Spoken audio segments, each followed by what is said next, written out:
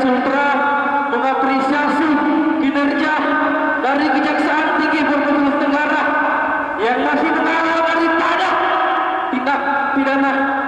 Inilah suasana aksi demonstrasi Jaringan Advokasi Tambang Indonesia Wilayah Sulawesi Tenggara atau Jati Sultra di Kejaksaan Tinggi Sulawesi Tenggara. Dalam orasinya, massa Jati Sultra menjelaskan bahwa dari hasil investigasi dan penelusuran ditemukan berbagai fakta di lapangan di mana pertambangan di Pulau Maniang diduga dilakukan oleh beberapa perusahaan yang bekerja sama dan diduga adanya backingan dari aparat penegak hukum. Dan perusahaan tersebut adalah PT Surya Lintas Gemilang atau PT SLG, diduga perusahaan yang menyediakan dokumen perusahaan untuk memfasilitasi ore nikel ilegal, hasil pertambangan ilegal di Pulau Maniang, Kabupaten Kolaka.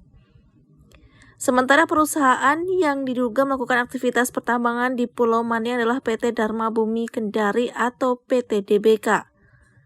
Direktur Jati Sultra Enggi Indra Syahputra mengatakan, tujuan utama aksi demonstrasi di Kejaksaan Tinggi Sultra yakni untuk mendesak agar segera memeriksa Direktur PT SLG yang diduga memfasilitasi ore nikel ilegal di Pulau Maniang, serta mendesak kepolisian daerah Sultra untuk memanggil dan memeriksa Direktur PT DHK yang diduga melakukan aktivitas pertambangan ilegal di Pulau Maniang, Kabupaten Kolaka. Kejaksaan Tinggi Provinsi Sulawesi Tenggara itu harus memanggil Direktur PT Surya Lintas Gemilang atau PT SLG yang hari ini kemudian kami duga telah menyediakan dokumen perusahaan untuk memfasilitasi ore nikel ilegal di Pulau Maniang.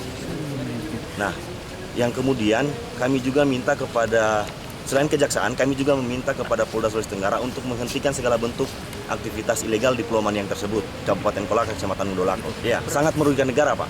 Kenapa merugikan negara? Karena pertama kemudian aktivitas pertambangan ini legal.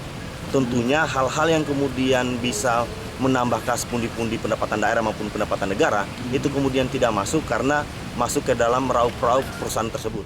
Massa Jati Sultra diterima langsung oleh Kasim Penkum Kejati Sultra yang nantinya akan menindaklanjuti dengan melakukan penyelidikan terhadap tuntutan massa Jati Sultra. Juga melakukan tindak pidana korupsi ya, di bidang pertambangan. Oke, saya terima. Kemudian kita di Kejaksaan Tinggi tentu mempunyai SOP ya untuk pengaduan ataupun menerima laporan. Seperti yang Adinda sampaikan tadi bahwa akan menyampaikan secara resmi laporan pengaduan ke Kejaksaan Tinggi Sulawesi Tenggara. Kita akan terima itu kira-kira kapan akan dimasukkan? Hari Senin depan. Senin ya? Ya. Senin depan akan dimasukkan. Oke, kita tunggu. Dan nanti bisa Adinda langsung ke PTSP untuk kemudian akan kita tidak lanjuti sesuai dengan petunjuk pimpinan nantinya. Tim Liputan Kompas TV Kendari.